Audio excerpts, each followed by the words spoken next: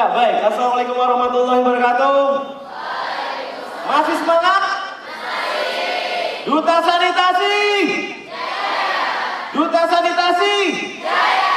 Duta sanitasi?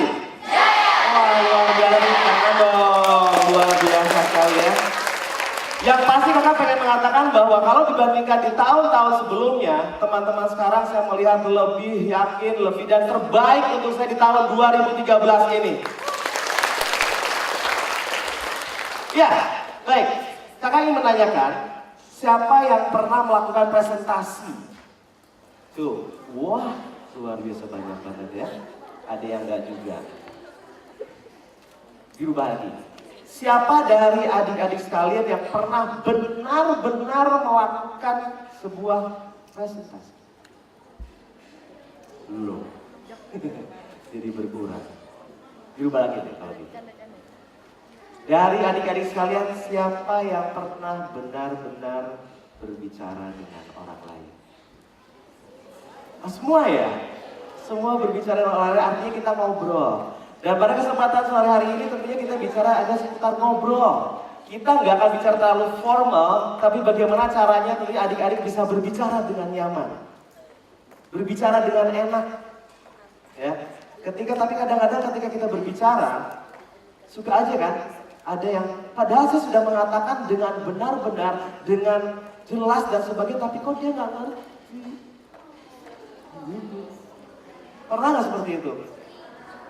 Udah sebaik apa sih aku ini gitu? Kok dia nggak ngerti banget? Pernah nggak kerasa begitu? Padahal kita sudah menjelaskan betul-betul jelas kan? Benar nggak? Tapi kok dia tetap sakit hati ya? Tapi kok kalau saya melakukan presentasi di sini, kok tetap aja yang ngikutinnya? Cius? Ini apa? Ada yang kadang-kadang gitu. Padahal kita sudah mempersiapkan sedemikian rupa sampai puasa, sampai nggak tidur sama sekali seperti itu. Tapi tiba-tiba ketika melakukan presentasi, dar gitu kan ya semuanya. Pernah merasa seperti itu? Dan menyalahkan kebanyakan pada kondisi yang ada. Ya. Tapi pernahkah adik-adik berpikir sebenarnya ketika kita berpikir sebenarnya apa yang kalian lakukan itu adalah apa yang kalian katakan, tapi bukan bagaimana mengatakannya. Benar nggak? Kalau ketika adik-adik berpikir bagaimana mengatakannya, berarti tentunya kita bisa melakukan, oh ya belum tentu sebenarnya teman kita itu nggak ngerti. Tapi mungkin kita belum bisa menyampaikannya sesuai dengan kemauan daripada teman kita. Ya, kadang-kadang suka marah gitu kan, oh dia nggak ngerti saya, padahal coba kalau kita berpikir lagi, oh ya mungkin saya menyampaikannya kurang, ya kan? Nah disinilah bagaimana sebenarnya komunikasi itu, bagaimana ketika kepiawaian adik-adik itu melakukan sebuah komunikasi yang baik. Misalnya gini deh, namanya siapa yang saya? Cita dari Papua. Kalau misalnya saya bisa nelfon ke Cita, tiba-tiba Cita saya telepon gini, gitu kan? Ya halo, Cita, kamu udah makan belum? Kamu jawabannya apa? Udah. Tapi biasanya kemudian kakak rubah lagi, Cit, kamu udah makan belum? Jawabannya ini, yang ditelepon ini kok jawabnya belakang. Gimana sih? Langsung cuma diem. Ya artinya bagaimana sebenarnya, bagaimana kita mengatakannya itu yang dibutuhkan. Bagaimana teman-teman menyampaikan sebuah informasi ketika presentasi, bukan membawakan diri sendiri, tapi kita berbicara untuk orang lain. Ya. Intinya apa? Apa yang paling penting, coba kakak pengen tahu, apa yang paling penting ketika adik-adik presentasi, apa yang paling penting? Interaksi.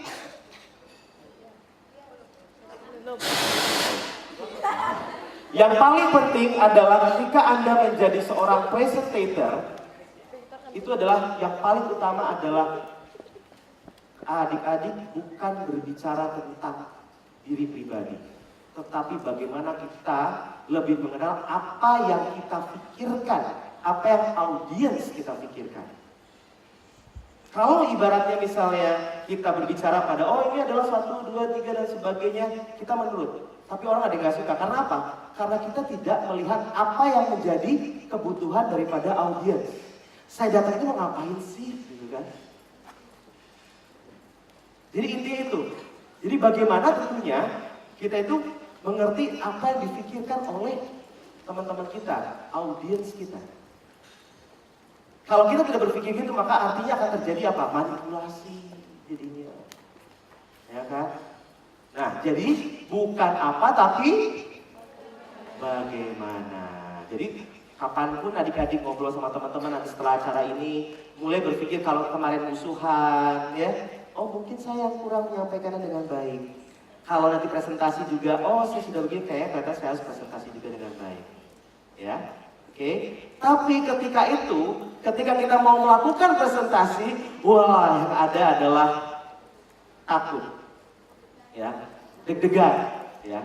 Itu kalau saya bilang, mungkin slide-nya bisa diinikan. Satu lagi, iya, sahabatku bernama takut. Ketika kalau lagi duduk itu santai, oh dipanggil Cita, kasih duduk, duk, ya kan? Masih tenang. Silakan Cita, duk. Wah masih jauh, sedangkan di situ kan, duk. Masa maksudnya? Blank. Karena apa? Karena deg-degan. Kalau namanya deg-degan tuh yang namanya tangannya dingin, ya kan? Berkeringat gitu kan. Kalau ada teman-teman, saya pernah melihat ada teman-teman menggunakan jas, wah luar biasa banget ya, gaul abis. Kemudian ketika itu dia deg-degan, langsung dia mulai naik turun tangannya, naik turun. Assalamualaikum warahmatullahi wabarakatuh. Baik, iya naik turun. Kalau dikasih yang namanya besi itu di sini, udah lurus dilurusin terus. Kabel dibulet-bulet sampai ngumpul semuanya. Tapi itu adalah hal yang wajar ketika teman-teman merasakan takut itu begitu besarnya gitu loh. Tapi terpikir nggak, sebenarnya rasa takut itu perlu dihilangkan nggak sih? Ada yang perlu, ada yang tidak. Siapa yang setuju dengan dihilangkan rasa takut itu? Siapa yang nggak setuju dihilangkan? Kenapa harus dihilangkan? Ayo. Agar lebih percaya diri, berarti hilangkan rasa takut itu. Kalau misalnya jangan dihilangkan, kenapa alasannya? Gak takut sama Tuhan? Gimana lagi? Ya. Karena akan berbuat semena-mena kalau misalnya takut itu diadakan terus. Ya. Tidak takut peraturan, sering bolos ya. Tapi kamu gak pernah bolos kan? Enggak ya, tapi kamu suka gak yakin juga kadang-kadang ya. Iya, gak apa-apa. Ya, nah sebenarnya rasa takut itu jangan dihilangkan, tapi dirubah menjadi motivasi teman-teman. Rasa takut itu bisa membuat arti ketika kita membawakan presentasi atau ketika kita menceritakan sesuatu, itu ada intonasi, ada powernya. Power itu dari mana? Dari rasa takut kita yang dirubah. Bayangkan hanya rasa takut saja, tapi bisa membuat adik-adik melakukan sebuah presentasi itu luar biasa. Kalau kita bicara cabai itu pedas gak berarti cabainya? Kalau saya bilang cabai itu pedas banget ya? Beda kan? Kebayang kalau misalnya bilang begini, buat adik-adik yang tentunya rajin pada kesempatan duta sanitasi ini akan mendapatkan Rp5.000. Kecil nggak? Kecil ya. Tapi kalau bisa bilang, buat adik-adik yang saat ini rajin dan melakukan segala aktivitasnya, adik-adik akan mendapatkan Rp5.000. Oh, kan? Pas tanya, Rp5.000. Bener gak? Ke bawah dulu tuh keprok kan? Tapi udah selesai mikir, Rp5.000 ya? Nah artinya apa? Ini yang disebut dengan bagaimana tadi. Bagaimana kita menguasai rasa takut kita. Bagaimana takut itu kita rubah menjadi sebuah semangat tadi. Dengan semangat tadi artinya apapun informasi yang biasa menjadi luar biasa, yang luar biasa menjadi sangat-sangat luar biasa. Ketika itu pun juga ada hadir kan, hey, aku Cita. Beda dengan aku Cita. Ya. Nah, ini yang berubah, berarti ngerti ya? Jadi bagaimana tentunya adik-adik harus melawan ini. Nah, tapi kan kalau untuk melawan takut itu seperti apa? Jangan sampai yang terjadi begini. Ketika teman-teman sudah melakukan presentasi dan kemudian akhirnya gagal, dan di belakang akhirnya ngomong begini, aduh coba aja ya, tadi kalau misalnya presentasi tadi, saya bisa bawa ini begini, coba aja, tadi saya tuh bilangnya tuh seperti ini, saya tuh bilangnya seperti itu. Tapi presentasinya, dan kesempatan itu, jadi artinya preparations kita pun juga harus bagus. Apakah perlu dihafalkan? Ya. Tapi minimal buat adik-adik sekalian, kakak kasih tahu yang paling mudahnya saja. Nah, bagaimana? Artinya bagaimana membentuk kita menjadi apa? Good posture. Artinya bagaimana penampilannya. Penampilan adik-adik itu sebagaimana keseluruhannya. Itu yang dibutuhkan untuk menjadi confidence. Ya, slide-nya. Nah, good posture. Ini ada beberapa, bisa langsung dikeluarkan saja. Nah, yang pertama adalah berjalan. Nah, kok cuma berjalan aja? Ini adalah menentukan sesuatu. Ini, kalau adik-adik, saya panggil sekarang ya, saya panggil Cita ke depan. Ini kasih contoh ya. Inilah adik-adik sekalian peserta berikutnya. Cita, tepuk tangan dong buat Cita. Kita maju ke depan, jalan. Ya, kita mau presentasi. Balik, selesai. Sekarang kakak bilang, Cita nyaman nggak ketika jalan? Enak nggak dilihatnya sama teman-teman?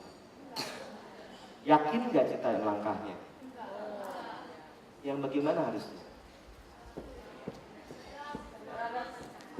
Harus semangat. Ya, kita ulang lagi sekarang, Cita di situ. Sekarang Cita akan melakukan jalannya lebih cepat sekarang. Ini, tapi jangan buru-buru jalannya ya. Pas dipanggil Cita, kita harus jalan seperti ini.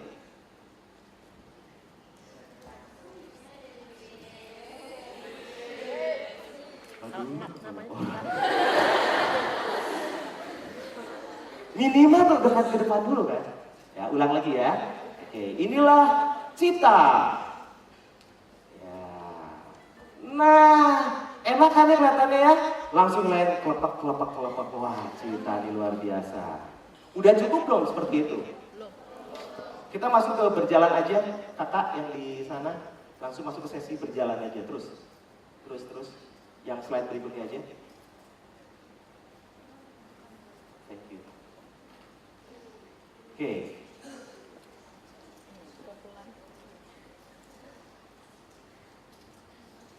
Berjalan cepat. Sekarang ditambah lagi menatap ke depan. Nah, tadi masih duduk kan? Sekarang kita dari situ lagi. Sekarang menatapnya jangan ke bawah. Ingat, kalau jauh, ya, jangan menatap ke bawah terus. Jadi pandangannya itu ke depan.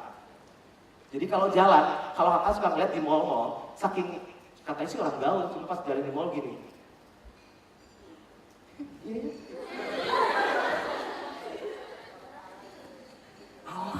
Gitu kalau kata sekarang ya.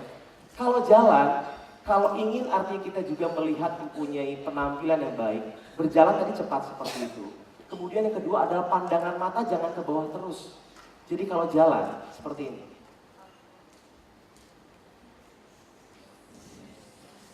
Ya, gak usah malu. Orang melihatnya, wow.